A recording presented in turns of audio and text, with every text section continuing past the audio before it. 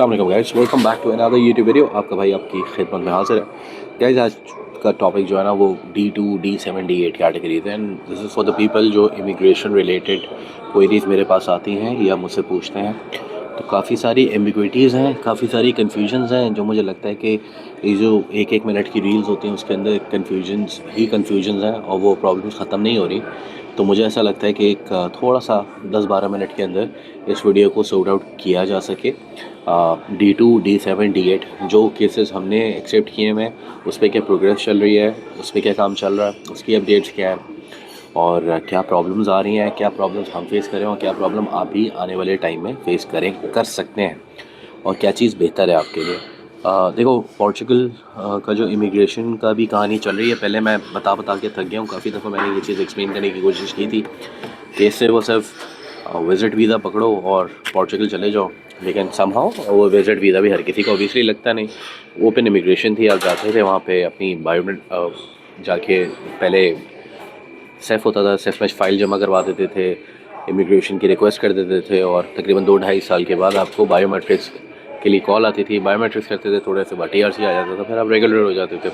हाँ, उसके अंदर जॉब्स थी, टैक्सेस से कंपनी फॉर्म होती थी, सारी चीज़ें होती थी। बट वो पहुंचने के बाद का सीन था, वो बहुत अच्छा सीन था और काफ़ी सस्ता पड़ता था। लेकिन मसला ये हुआ कि वो चीज़ अब ख़त्म हो गई है। आर्टिकल 88, 89 बंद हो गए। तो अब आप ऐसा नहीं कि उड़ के पोर्चुगल पहुंच गए और आप सेटल हो जाएंगे, ऐसा पॉसिबल नहीं है।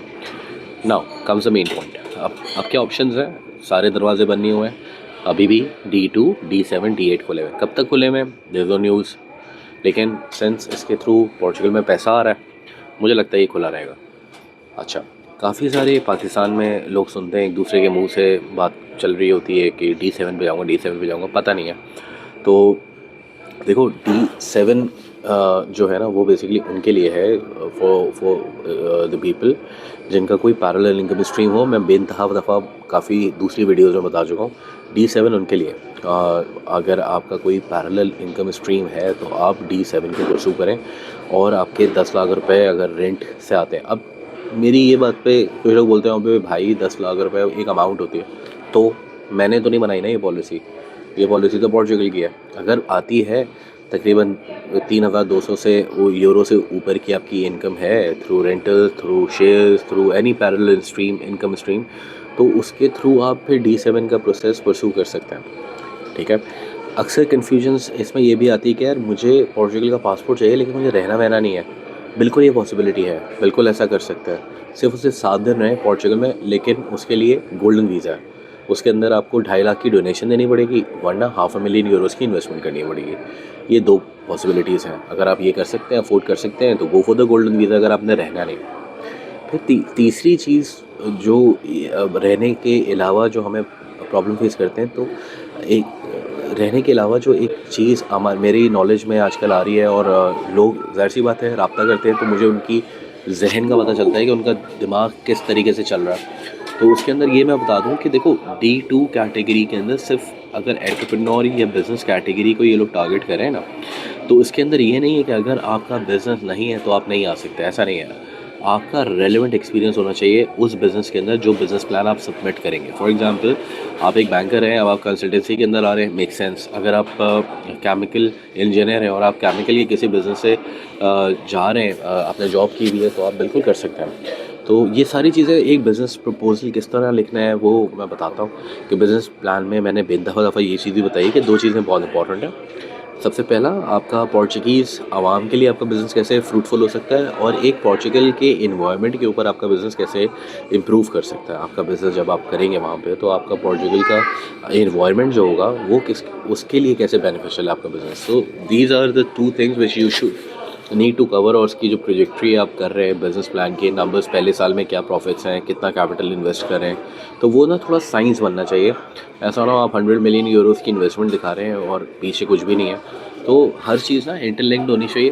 पैसा कहाँ से आएगा, क्या एसेट्स हैं, क्या मैं बेचूंगा, किस तरीके से पैसा आएगा, क्योंकि इनको पता है that you will be sending money from Pakistan. अगर आप पाकिस्तान सप्लाई करें या दुबई से तो खैर पैसे ट्रांसफ़र हो जाते हैं, पाकिस्तान से तो फिलहाल पैसे ट्रांसफ़र करने की बहुत प्रॉब्लम है ना। तो दे नो कि आप €100 मिलियन की इन्वेस्टमेंट कैसे करेंगे। आप यहाँ पे €10,000 की इन्वेस्टमेंट नहीं कर पा रहे, तो आप बाकी की इन्वेस्टमेंट कैसे करेंगे। तो ये सारी चीज़ें आपको D2 आपके लिए सोच समझ के करनी है। अब D2 के अंदर जो अगर for example if there is a family of 3 people, ठीक है, मियाँ बीवी और एक बच्चा, तो तकरीबन 18,000 यूरो आपको पोर्चुगीज़ बैंक अकाउंट में रखने पैसे, ठीक है। ये भी बहुत ज़रूरी है। ये स्टेप भी अक्सर अगर आपने स्किप किया तो प्रॉब्लम हो जाती है। एक चीज़ आजकल जो D8 कैटेगरी चल रही है उसके बारे में भी मैं शॉर्ट से एक बात करना चाह रहा हूँ, क्योंकि हमारे पास पाकिस्तान में ऐसे बहुत से लोग हैं जो तकरीबन इस इनकम ब्रैकेट 3,200 यूरो से ऊपर की जो इनकम ब्रैकेट है उसको उसको वो लोग मीट कर रहे हैं, तो D8 के और D7 कैटेगरी के जो वीज़ा अपॉइंटमेंट्स है ना, उनका बड़ा मसला आ रहा है पाकिस्तान से। एक साल की भी अपॉइंटमेंट मिल रही है 8-8 महीने, लेकिन D2 के अंदर इतना मसला नहीं आ रहा। नवंबर के अंदर जनवरी 27 की एक अपॉइंटमेंट ली है, तो ये मैं बता रहा हूँ कि D2 के अंदर इतना नहीं है, क्योंकि D2 थोड़ा सा कॉम्प्लिकेटेड है ना। आपको वहाँ पे कंपनी फॉर्मेशन भी करनी है, बैंक स्टेटमेंट भी, बैंक भी, पैसे भी अरेंज करने हैं वहाँ पे, ठीक है। तो D2 थोड़ा सा कॉम्प्लिकेटेड है। अब हमारे साथ जो एक्सपीरियंस हमारे साथ हुए हैं वो भी मैं अभी आगे शेयर करता हूँ, लेकिन पहले D2 की बात मैं ख़त्म कर लूँ कि D2 और D7 कैटेगरीज़ के जो वीज़ास इंशाल्लाह अगर आपके लग जाते हैं, जो डिपेंडिंग ऑन योर प्रोफाइल 30 दिन का आपको 90 दिन का मिलता है, 120 दिन का मिलता है, तो उसके अंदर अपॉइंटमेंट्स की डेट नहीं आ रही IMA की तरफ से, तो आपको जाके अपॉइंटमेंट की डेट लेनी पड़ेगी, ठीक है। तो ये भी एक मसला आ रहा है, आजकल जो वीज़ा आ रहे हैं विदाउट डेट आ रहे हैं। अब आप जाओगे, अगर आपको 120 दिन के अंदर डेट नहीं मिली तो you need to travel back, ठीक है। ये एक बहुत बड़ा प्रॉब्लम है। ये अभी हमें एक हमारे मेरा क्लाइंट तो नहीं है, एक किसी कोई साहब थे, उन्होंने मुझसे कांटेक्ट किया था D8 के हवाले से कि आप इस पे काम कर सकते हैं। तो मैंने जब लॉयर से पूछा तो लॉयर ने मुझे यही बताया कि सर कोशिश की जा सकती है, but we can not promise, so we didn't accept any case. और उनको क्लैरिटी से ये चीज़ बता दी गई, सर आप आएँ, कोशिश करें, और अगर आपको अपॉइंटमेंट नहीं मिली तो you will need to travel back, ठीक है। तो ये एक बहुत बड़ा प्रॉब्लम है, एंड उम्मीद है कि इंशाल्लाह डेट मिल जाएगी उनको 120 दिन के अंदर। तो आजकल ये डेट्स नहीं आ रही। तो D2 के अंदर सारा चीज़ें नॉर्मल है, सब कुछ ठीक है, बिकॉज जितने भी प्री रिक्विजिट्स हैं D2 के वो आप पोर्चुगल में कंप्लीट करके फिर आप वीज़ा फाइल के लिए जा रहे हो। तो ये एक थोड़ा सा D2 का फ़ायदा भी है D7 D8 का मुकाबले में, कि D2 थोड़ा सा बेहतर है, लेकिन D7 और D8 बहुत सस्ता है, मतलब आपको कोई रिक्वायरमेंट ही नहीं है, ठीक है। अगर आप उनके रिक्वायरमेंट्स पहले पूरा करना चाह रहे हैं, वहाँ पे अकाउंट खोल लें, उसके अंदर अपनी सैलरी क्रेडिट कराना शुरू कर दें, कॉन्ट्रैक्ट्स पुराने ले लें, ठीक है। तो ये चीज़ थोड़ी सी आपके प्रोफाइल को थोड़ा सा बेहतर करेगी, और इसी की बेस पे हो सकता है आपको वीज़ा अपॉइंटमेंट की डेट भी मिल जाए। हमारे जो एक्सपीरियंसेस अभी फ़िलहाल चल रहे हैं वो ये चल रहे हैं कि मैंने जब ये पोर्चुगीज़ इमिग्रेशन की कहानी स्टार्ट की थी, अनाउंसमेंट की थी, और मैंने बोला था कि मैं करूँगा, क्योंकि मैं ऑलरेडी उस वक्त एक फ़ैमिली के केस पे काम कर रहा था, और that case was basically referred through a friend of mine. तो वो डायरेक्ट मेरा केस नहीं था, मैंने सिर्फ और सिर्फ उसकी असिस्टेंस की थी फॉर एवरीथिंग। तो सिर्फ और सिर्फ मैं आपको ये बता देता हूँ कि वो केस अल्हम्दुलिल्लाह सक्सेसफुल हुआ था, और now his client basically is in Portugal, और वो केस बिजनेस प्रपोजल लेके सारी चीज़ें लेके वो D2 कैटेगरी के अंदर आए, ठीक है। सारी चीज़ें स्मूथ हो गई थी उनकी, और वो आ गए थे। उसके जब वो उन्होंने किया तो अब मेरा दोस्त जो था वो थोड़ा सा महंगा था। मैंने बोला यार अगर मैं गया लॉयर के साथ, मैंने नेगोशिएट किया। शुरू में हमारी प्राइसेस बहुत ज़्यादा थी, उसके बाद हमने प्राइसेस को भी कम किया। वी मेड श्योर कि भाई ये जो प्राइसेस हैं ये कम हो जाए। तो इसको भी कम किया, ऑब्वियसली प्राइसिंग को भी काफ़ी नीचे लेकर आए, और अब हम केसेस एक्सेप्ट कर रहे हैं, और वो किस तरीके से करना है तो वो वी नो इट, ठीक है। बिजनेस प्लान किस तरीके से बनेगा, क्या होगा, कैसे होगा, बिकॉज बनता जा रहा है ना, मतलब केस एक्सेप्ट होना शुरू हो गए। जहाँ तक स्टेज मुझसे पूछा जाता है कि यार उससे कितना टाइम कितना लगेगा, तो देखो मेरे पास जिस दिन केस एक्सेप्ट मैंने किया, मेरे पास पावर ऑफ अटॉर्नी आई, तो 60 वर्किंग डेज़ के अंदर मैं आपका पूरा प्रोसेस कंप्लीट कर दूंगा। फंसेंगे आप लोग, आप इस वजह से फंसेंगे क्योंकि अपॉइंटमेंट्स के मसले आएंगे, ठीक है। D2 के लिए पाकिस्तान से जितने भी लोग मुझे फॉलो करते हैं या मेरे साथ केस आप चाह रहे हैं कि मैं आपको कंसल्टेंसी प्रोवाइड करूं, तो आपने एक चीज़ जहन में रखनी है कि पाकिस्तान के अंदर अपॉइंटमेंट्स लेना थोड़ा सा बेहतर है, ईजी है एज़ कम्पेयर टू दुबई, क्योंकि हमारे जो दुबई के क्लाइंट्स हैं उनको अपॉइंटमेंट्स आपको थर्ड पार्टी वेंडर के थ्रू मिल रहा है, VFS के थ्रू, वेयर यहाँ पे पोर्चुगीज़ एम्बेसी से डायरेक्टली अपॉइंटमेंट्स आते हैं। तो डिपेंड्स कि आप कहाँ से वीज़ा प्रोसेस करें। पाकिस्तान से थोड़ा सा इजी है as compare to Dubai.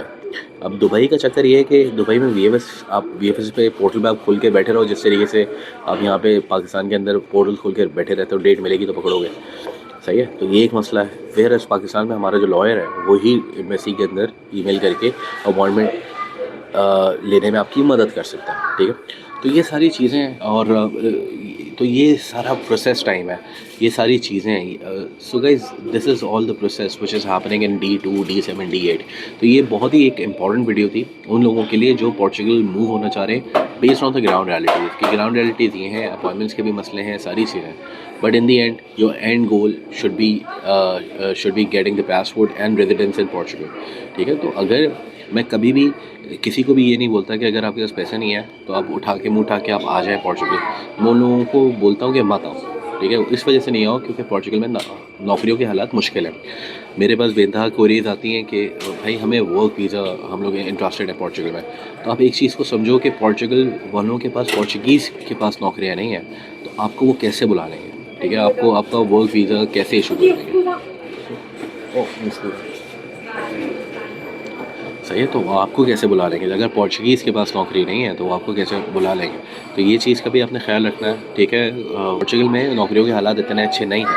I am also अभी करंटली मैं आपको एक चीज़ बता देता हूँ कि I am already working on work visas for Portugal. और क्योंकि इटली ने तो बैन कर दिया ना, इटली के वर्क वीज़ास तो आप ले ही नहीं सकते, सही है। पाकिस्तान जो है बैन लिस्ट के अंदर आ गया। तो I am working on work visa immigration, I am working on it और with my lawyers in Portugal, ठीक है। क्योंकि हमारे साथ ये, मैं जब लॉयर्स बोलता हूँ तो मेरे पास एक लॉयर नहीं है, मेरे पास डिफरेंट लॉयर्स हैं। क्योंकि एक लॉयर से मैं स्कैम हो चुका हूँ, ठीक है। एक लॉयर से हम स्कैम हुए, उनको हमने एक टास्क दिया, उन्होंने नहीं किया, फिर हमें लॉयर चेंज करके दूसरे के साथ प्रोसीड करना पड़ा। तो ये भागा हम दौड़, लॉयर आपको टोपियाँ बहुत कराते हैं यहाँ पर, ठीक है। So you need to make sure you are choosing the right lawyer. आपका लॉयर सीधा होगा, आपकी सारी चीज़ें सीधी होती चलेंगी। आपके लॉयर ने अगर आपके साथ गेम खेलना हुआ तो आप उसको पकड़ भी नहीं सकते, क्योंकि with the help of the lawyer you need to make sure कि आपके जो पैसे आप वहाँ पे ट्रांसफ़र करें, कल को अगर आपका लॉयर पैसे लेके भाग गया तो आप किसको पकड़ते रहेंगे, सही है। तो ये सारी चीज़ें बहुत ख्याल से इस पूरे प्रोसेस को करें। और but we are accepting cases, और if you want us to lead the case, आ जाएँ, अपनी प्रोफाइल डिस्कस करें, अपने बारे में बताएं आप क्या करते हैं, वो डिस्कस करके इसको इंशाल्लाह आगे प्रोसीड कर सकते हैं। और जो चीज़ आपके लिए बेहतर है वो आपको बता दी जाएगी। अब तक ख्याल रखिएगा, मिलते हैं नेक्स्ट वीडियो में।